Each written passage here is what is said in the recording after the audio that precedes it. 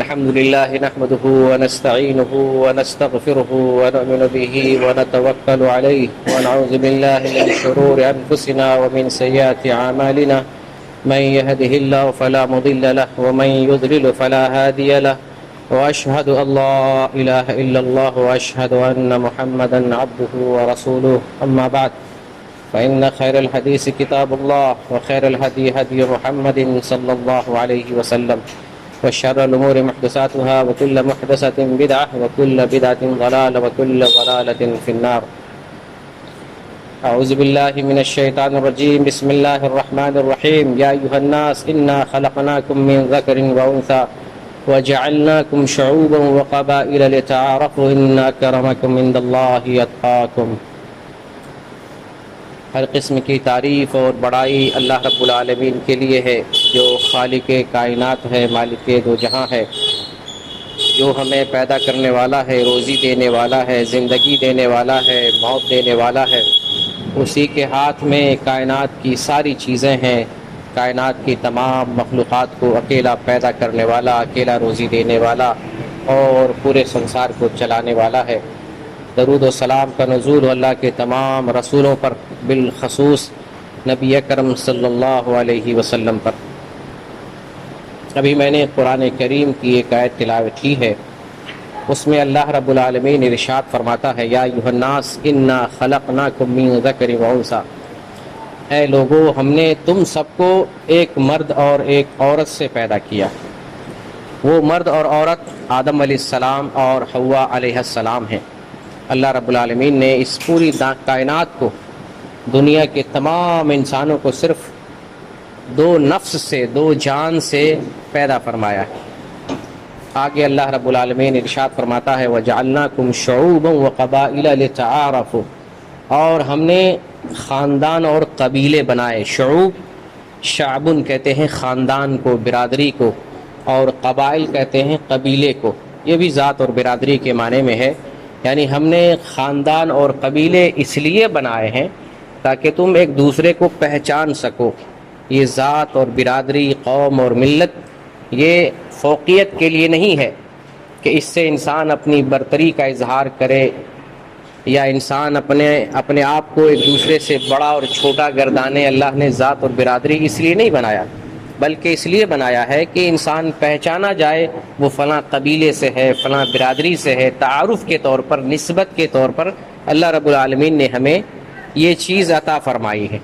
اسلام کے اندر یہ امتیاز نہیں ہے، لیکن یہ افسوس کی بات اور مقام ہے کہ لوگوں نے قبیلے کو، ذات کو، رنگ کو، نسل کو، قوم کو، زبان کو برتری کا معیار بنایا، اور اس معیار کی بنیاد پر لوگ دنیا میں معاملات کرتے ہیں۔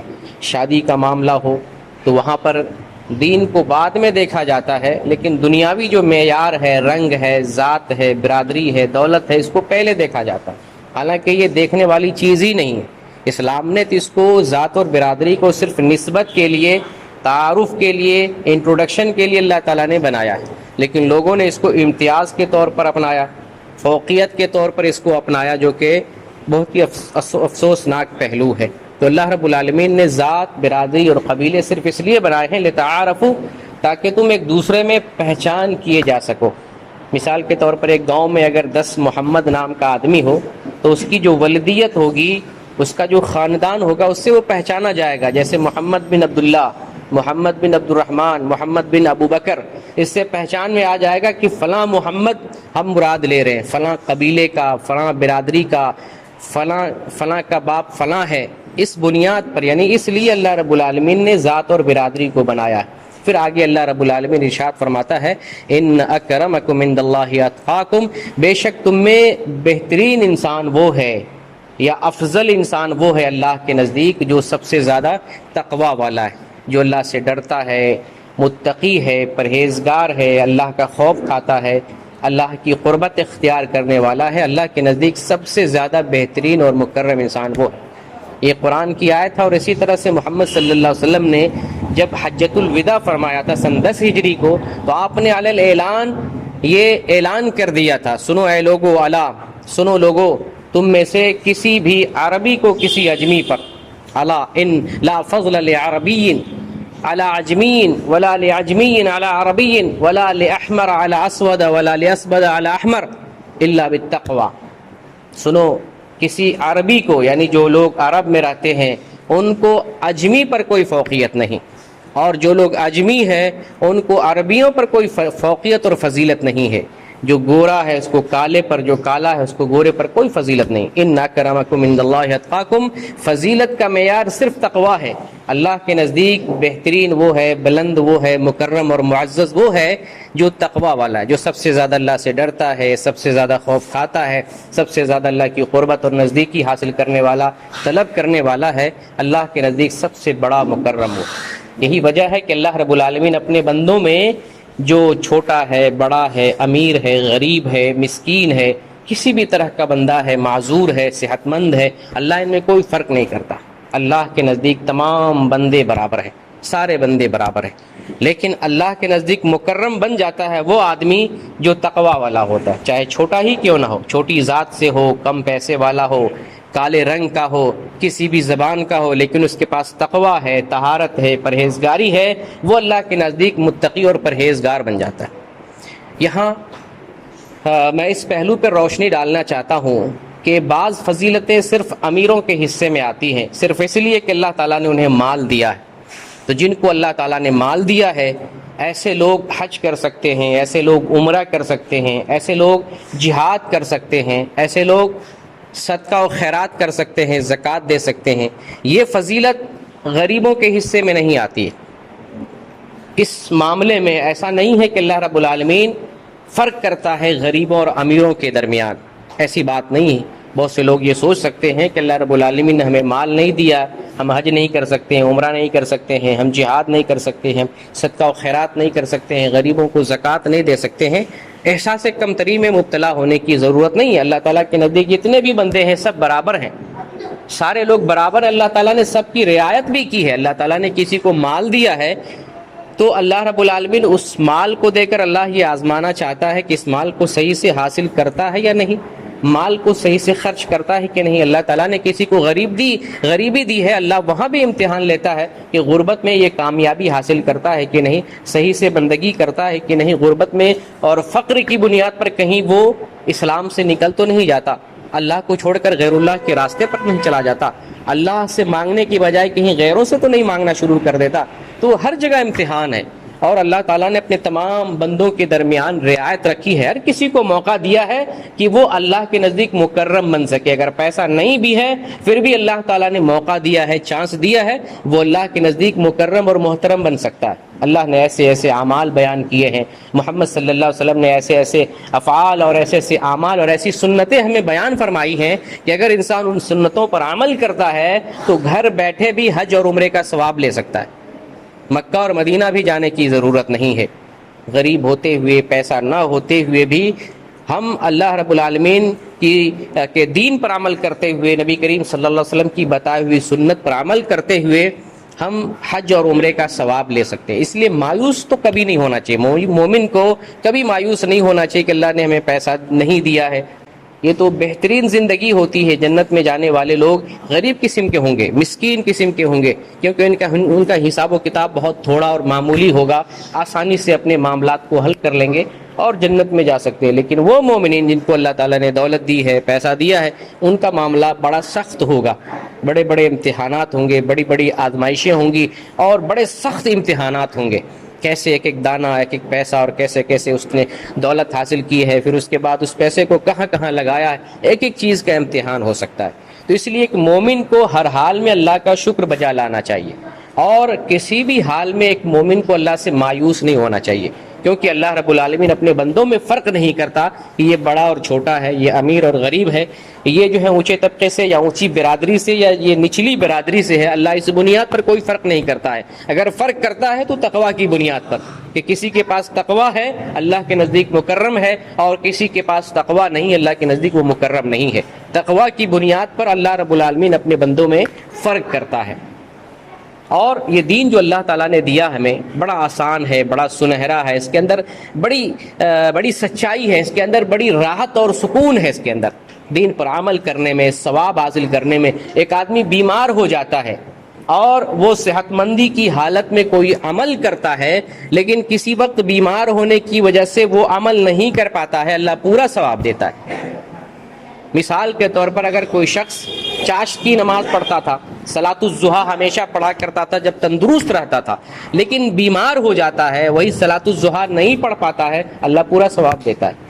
کوئی شخص اپنی زندگی میں تہجد کی نماز برابر پڑھتا تھا، مسلسل پڑھتا تھا، لیکن بیمار ہو جاتا ہے، کھڑے ہونے کی، تہجد پڑھنے کی طاقت نہیں رہتی ہے، اللہ پورا ثواب لکھتا ہے۔ اسی طریقے سے حدیث میں یہ بھی ہے کہ جو آدمی مقیم ہوتا ہے اور جتنا عمل کر رہا ہوتا ہے، سفر کرنے کی وجہ سے اگر اس کا عمل کوئی عمل رک جاتا ہے، اللہ رب العالمین پورا ثواب دیتا ہے۔ تو یہ دین کے اندر بڑی آسانی ہے، مجبوری کی گنجائش ہے، جس طرح کی مجبوری آ جاتی ہے، عذر لاحق ہو جاتا ہے، اللہ کے نزدیک اس عذر کو بڑی قدر کی نگاہ سے دیکھا جاتا ہے۔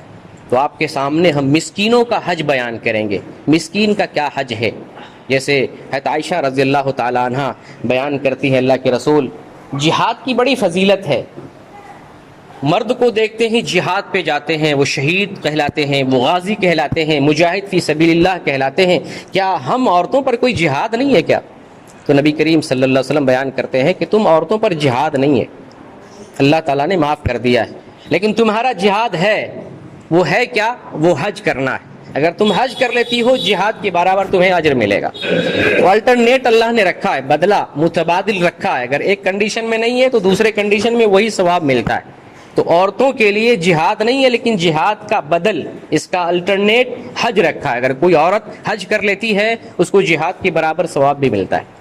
تو اسی طریقے سے کوئی امیر آدمی ہے، وہ حج کر رہا ہے، عمرہ کر رہا ہے، زکوٰۃ دے رہا ہے، صدقہ و خیرات کر رہا ہے، تو اس کا الٹرنیٹ غریبوں کے لیے یہ ہے کہ اللہ تعالیٰ نے ایسے اعمال بیان کیے، محمد صلی اللہ علیہ وسلم نے ایسے اعمال بیان کیے، ان کو کرنے کی وجہ سے ایک کم پیسے والا آدمی، ایک غربت کی زندگی گزارنے والا آدمی بھی حج عمرے کے برابر ثواب حاصل کر سکتا ہے۔ جیسا کہ ایک حدیث ہے، ابو ہریرہ رضی اللہ تعالیٰ عنہ بیان کرتے ہیں، کچھ مسکین لوگ نبی کریم صلی اللہ علیہ وسلم کی خدمت میں آئے اور عرض کیا، اے اللہ کے رسول، مالدار لوگ بڑا مقام و مرتبہ لے گئے، وہ تو جنت بھی لے گئے، مقام و مرتبہ لے گئے، وہ ہماری طرح نماز پڑھتے ہیں، ہماری طرح روزہ رکھتے ہیں، جیسے ہم نماز پڑھ رہے ہیں وہ بھی نماز پڑھ رہے ہیں، جیسے ہم روزہ رکھتے ہیں اسی طریقے سے وہ لوگ بھی روزہ رکھتے ہیں۔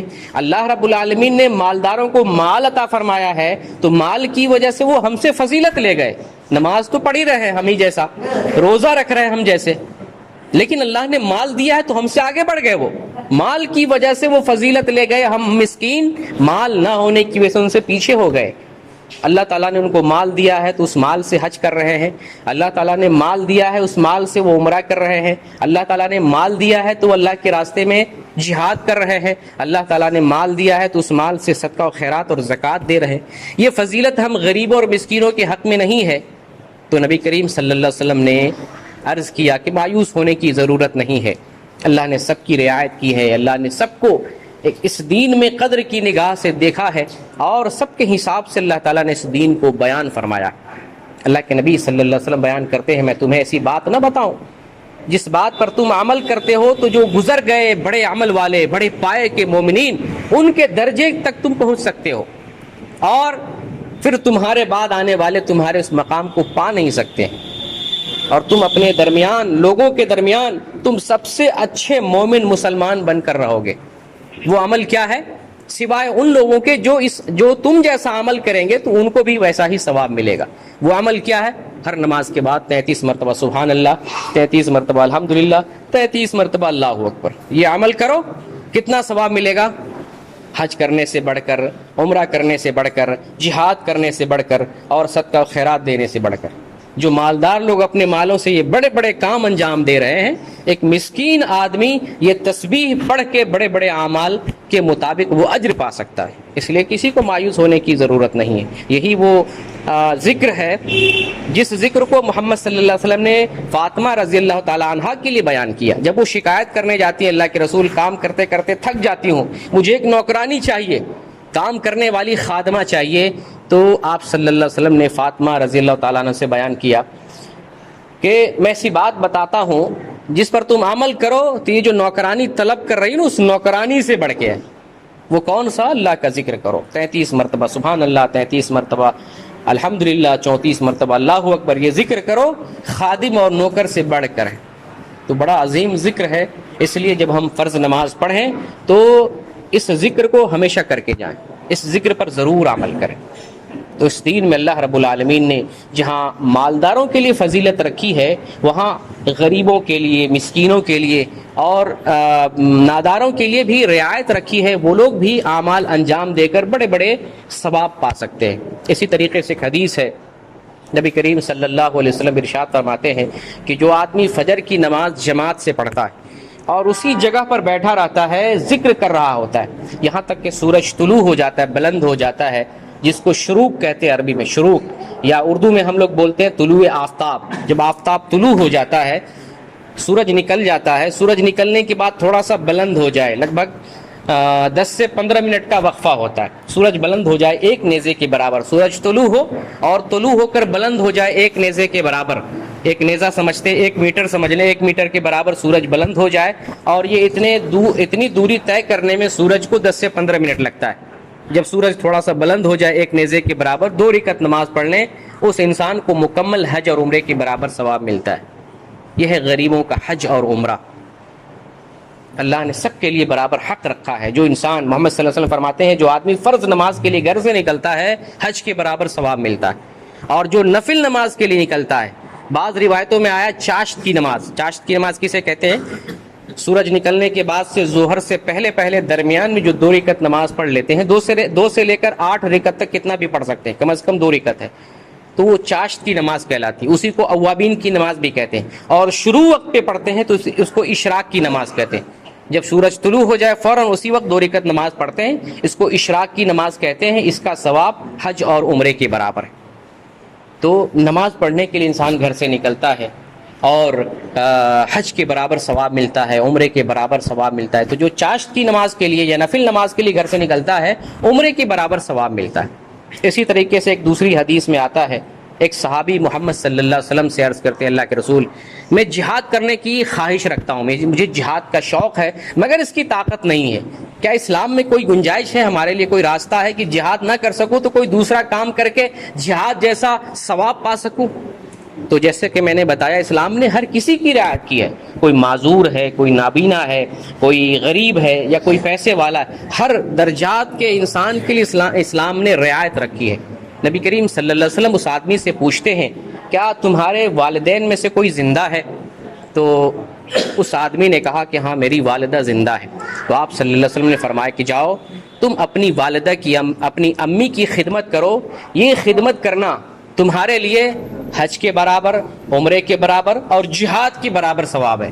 تم حاجی بھی کہلاؤ گے، عمرہ کرنے والے بھی کہلاؤ گے، اور مجاہد بھی کہلاؤ گے، والدہ اور والد کی خدمت سے۔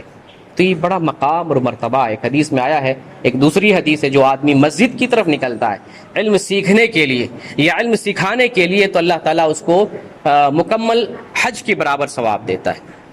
تو دین میں، اسلام میں اللہ رب العالمین نے بڑا بڑا بدلہ رکھا ہے، چھوٹے چھوٹے اعمال ہیں اور بڑے بڑے اللہ تعالیٰ نے بدلہ رکھا ہے۔ لیکن یہاں یہ بات ذہن میں رہے کہ ایک انسان فرائض کو ادا کرے، پھر نفلی چیزوں کو ادا کرے۔ صرف چاشت کی نماز پڑھ لے، فرض نہ پڑھے، فائدہ نہیں۔ تہجد کی نماز پڑھے، فرض نماز نہ پڑھے، کوئی فائدہ نہیں ہے۔ تسبیح کی نماز پڑھ لے، صلاۃ التسبیح پڑھے اور فرض نماز نہ پڑھے، کوئی فائدہ نہیں۔ قربانی کرے، عید کی نماز پڑھے، بقرعید کی نماز پڑھ لے، جا کے حج کر لے، عمرہ کر لے، لیکن فرائض ادا نہ کرے۔ جو فرائض ہے، واجبات ہے، جو اللہ کے حقوق ہے، ان حقوق کو ہمیں، واجبات کو ادا کرنا پڑے گا۔ پھر نفلی جو عبادات ہے، ان عبادات کو اگر آپ انجام دیتے ہیں تو اللہ رب العالمین بڑے سے بڑے بدلہ عطا فرماتا ہے۔ تو اس دین میں اللہ تعالیٰ نے تمام لوگوں کے لیے گنجائش رکھی ہے، جو امیر ہیں، جو غریب ہیں، اللہ تعالیٰ نے سب کی رعایت فرمائی ہے۔ اسی لیے اللہ تعالیٰ نے اپنے بندوں کو بیان کیا، اپنے بندوں کو یہ اعلان کیا، بتایا کہ کبھی بھی تم اللہ کی رحمت سے مایوس نہ ہو، کبھی بھی اللہ کی رحمت سے مایوس نہیں ہونا چاہیے۔ یہاں پر کچھ معاشرے میں اور اپنے سماج میں کچھ غلط باتیں مشہور ہیں، ان باتوں کی وضاحت کر دیتا ہوں۔ جیسے بہت سے لوگوں میں یہ بات مشہور ہے کہ والدین کے چہرے کی طرف نظر رحمت سے دیکھتا ہے تو اسے حج مبرور کا بدلہ ملتا ہے۔ تو یہ بات صحیح حدیث سے ثابت نہیں ہے. جو بات صحیح ہے ہمیں وہ تسلیم کرنا ہے. جو جھوٹی باتیں ہیں ان باتوں کو اللہ یا اللہ کے رسول کی طرف نسبت کرنا بڑا بہتان ہے. یہ اللہ کی بات وحی ہے، جی کلام الہی جو قرآن کی بات ہے وہ اللہ کی بات ہے، اور اللہ کی بات کے لیے ہمیں لوگوں کی باتوں کو جو بیان کی گئی ہے، جو مشہور ہو گئی ہیں، پھیل گئی ہیں، ایسے ہی اللہ کی طرف منسوب نہیں کر دیں گے یہ اللہ کی بات ہے. یا اسی طریقے سے ہم کسی بات کو، ہما شما کی بات کو، عام لوگوں کی بات کو، بے تکی باتوں کو ادھر ادھر بیان ہو رہی ہے یا سوشل میڈیا پر کوئی بات پھیل رہی ہے، اس بات کو محمد صلی اللہ علیہ وسلم کی طرف منسوب کر دیں، یہ بڑی حماقت اور بہت بڑی گستاخی ہے. محمد صلی اللہ علیہ وسلم کی بات اللہ کی بات ہے. اللہ نے قرآن میں ارشاد فرمایا وَمَا يَنطِقُ عَنِ الْهَوَىٰ إِنْ هُوَ إِلَّا وَحْيٌ يُوحَىٰ. محمد صلی اللہ علیہ وسلم اس وقت تک نہیں بولتے، یعنی اس وقت تک زبان سے کوئی بات نہیں بتاتے جب تک اللہ کی طرف سے کوئی وحی نہیں آ جاتی ہے. اللہ کی طرف سے پیغام آتا ہے، اللہ کی طرف سے وحی آتی ہے، تبھی جا کر محمد صلی اللہ علیہ وسلم صحابہ کرام کو کوئی بات بتاتے ہیں. تو محمد کی بات کوئی معمولی نہیں ہے کہ ہم کوئی بھی بات اٹھا کر کے کہہ دیں محمد صلی اللہ علیہ وسلم نے بیان کیا، یا کوئی بھی بات اٹھا کر کے بیان کر دیں یہ حدیث ہے، یہ سنت ہے، یہ جو ہے وحی ہے. اس لیے سوشل میڈیا پر خاص طور سے جو نوجوان لوگ فیس بک پر کوئی بات آ جاتی ہے اور بیان کرنے لگتے ہیں کہ ہاں ایسی بات پڑھ لیا، ایسی بات دیکھ لیا، ایسی بات سن لیا، اس بات کی تحقیق ضروری ہے. یہ بات اللہ کی ہے کہ نہیں، یہ بات رسول کی بات ہے کہ نہیں. محمد صلی اللہ علیہ وسلم کا فرمان ہے کہ جو کوئی میری طرف ایسی بات منسوب کرے جو میں نے نہیں کہی ہے وہ اپنا ٹھکانہ جہنم بنا لے، کیونکہ رسول کی بات کوئی معمولی بات نہیں ہے. اور یہی وجہ ہے کہ پرانے زمانے سے لے کر جب دشمنوں کو ضرورت پڑی ہے اسلام کو توڑنے کے لیے، اسلام کو بدنام کرنے کے لیے، تو جھوٹی باتیں گڑھ کر کے محمد صلی اللہ علیہ وسلم کی طرف منسوب کر دی گئی، اللہ کی طرف منسوب کر دی گئی، تاکہ مسلمان خوش ہو جائے، مسلمان ان باتوں کو سن کر اور جان کر حیرت میں پڑ جائے، افسوس میں پڑ جائے، یا مسلمان اختلاف میں واقع ہو جائے، مسلمانوں میں انتشار پھیل جائے، اسلام کو نقصان پہنچے. ایسی سی باتیں بنا کر گڑھ کے لوگوں نے جو ہے اسلام میں داخل کیے. جیسے شیعہ لوگ بیان کرتے ہیں کہ قرآن کے 30 پارے جو ہے، یا قرآن کی 30 صورتیں، یا قرآن کا ایک پارہ بکری نے کھا لیا. اگر یہ بات سچ مان لیتے ہیں اسلام کے اندر نقص پیدا ہو جائے گا، اسلام مکمل نہیں ہوگا. اللہ قرآن میں اعلان کرتا ہے الیوم اکملت لکم دینکم واتممت علیکم نعمتی ورضیت لکم الاسلام دینا. اللہ تعالیٰ نے اعلان کر دیا یہ بات کب؟ حج کے دنوں میں، جب محمد صلی اللہ علیہ وسلم عرفہ میں تھے، 10 ہجری کو حج ہو رہا تھا، اسی ٹائم یہ آیت نازل ہوئی الیوم اکملت لکم، اے محمد آج میں نے تمہارے لیے دین کو کمپلیٹ کر دیا.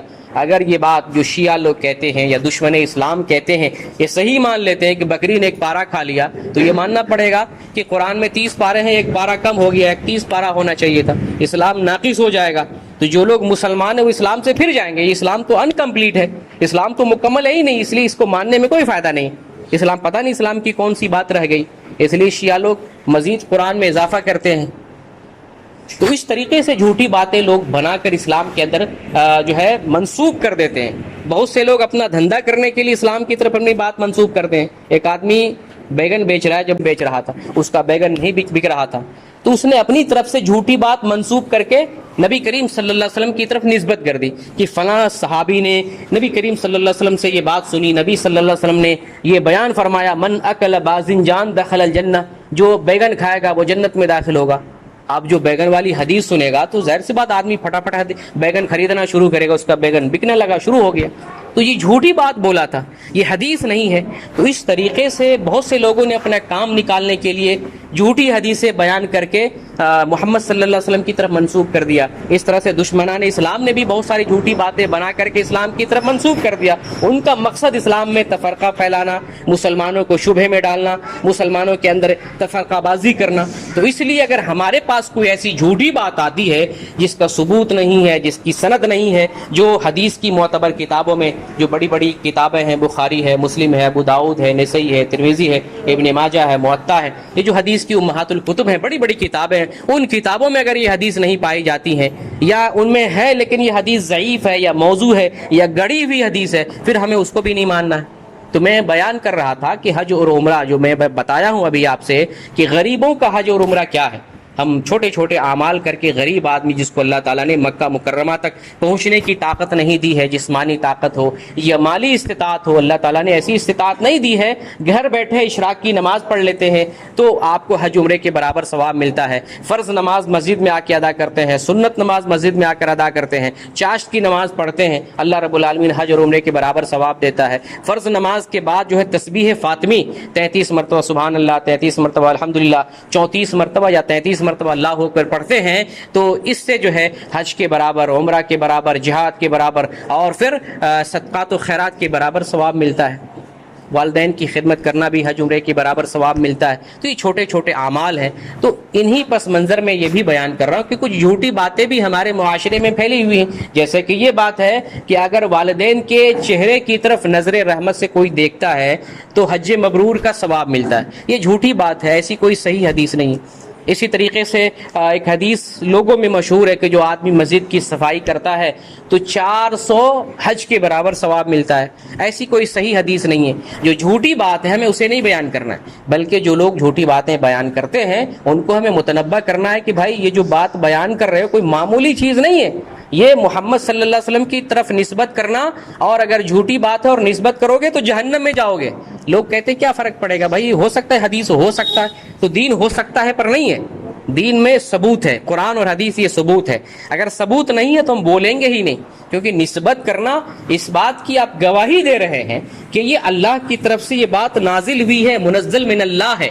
نبی کی بات اللہ کی بات ہوتی ہے، نبی اسی وقت کوئی بات کہتے ہیں جب تک اللہ تعالیٰ نہ بتائے، اللہ تعالیٰ بتاتے ہیں پھر محمد صلی اللہ علیہ وسلم بیان کرتے ہیں۔ اس لیے کوئی الٹی پلٹی بات، سنی سنائی بات، ادھر ادھر والی بات لوگوں میں بیان نہیں کرنا چاہیے، تو یہ بات بھی جھوٹی ہے۔ اسی طریقے سے بہت سارے لوگ جو ہے کہتے ہیں والدہ کی قبر کی زیارت کرو گے تو عمرے کے برابر ثواب ملے گا، یہ بھی بات صحیح حدیث سے ثابت نہیں ہے۔ اسی طریقے سے لوگ کہتے ہیں اگر سورۃ الحج کی تلاوت کرو گے تو تمہیں جو ہے 40 حج کے برابر ثواب ملے گا، یا سورہ یاسین کی تلاوت کرو گے، پوری سورت کی تلاوت کرو گے تو 20 حج کے برابر ثواب ملے گا۔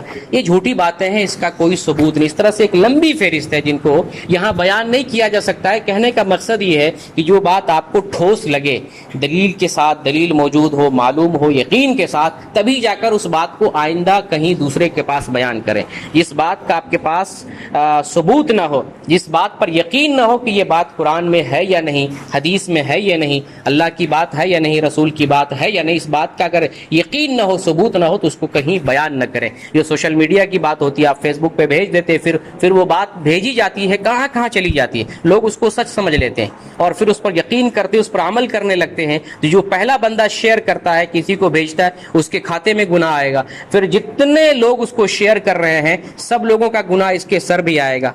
قابیل نے حابیل کو قتل کیا، قتل کرنے والا تو یہ بندہ ہے، دنیا میں جتنا قتل ہو رہا ہے سب کے گناہ اس کے سر بھی جائے گا، قتل کرنے والے کا بھی گناہ اس کے سر جائے گا۔ قیامت تک جتنے لوگ قتل کریں گے قابیل کے سر پہ گناہ جائے گا۔ اسی لیے محمد صلی اللہ علیہ وسلم کا فرمان ہے من دل علی خیر فلہ مثل اجر فاعلہ، جو کسی نیکی اور بھلائی کی طرف رہنمائی کرتا ہے اس کو اتنا ہی ثواب ملتا ہے جتنا عمل کرنے والے کو ثواب ملتا ہے۔ اگر آپ کسی کو نیک بات بتاتے ہیں، نیکی کی دعوت دیتے ہیں، بھلی بات بتاتے ہیں اور وہ اس پر عمل کرنے لگتا ہے تو جو عمل کرنے والے کو ثواب ملے گا بتانے والے کو بھی اتنا ہی ثواب ملے گا۔ لیکن اگر کوئی جھوٹی بات بتا دے، غلط بات بتائے، غلط بات شیئر کر دے تو اب جو لوگ عمل کریں گے پھر اس کو شیئر کریں گے، جتنا گناہ اس کو ملے گا اتنا ہی گناہ اس بندے کو ملے گا جس نے پہلی بار اس بات کو نشر کی تھی۔ اللہ رب العالمین سے دعا کرتے ہیں بار الہ ہمارے اعمال کی اصلاح فرما دے، بار الہ ہمارے ایمان کو مضبوط فرما دے۔ فتنے کے زمانے میں ہم لوگ زندگی گزار رہے ہیں، پتہ نہیں کب ہمارا ایمان ڈگمگا جائے۔ اللہ تعالیٰ سے خصوصی طور پر دعا کرتے ہیں فتنے سے ہمیں نجات دے اور ہمارے دلوں کی اصلاح فرما دے، دلوں کو صاف ستھرا بنا دے اور ہمیں دین پر ثابت قدمی عطا فرما، جب تک دنیا میں ہم زندہ رہیں اسلام پر زندہ اور قائم رہیں، اور جب ہمارا خاتمہ ہو تو ایمان پر خاتمہ ہو۔ آمین۔ وآخر دعوانا ان الحمد للہ رب العالمین۔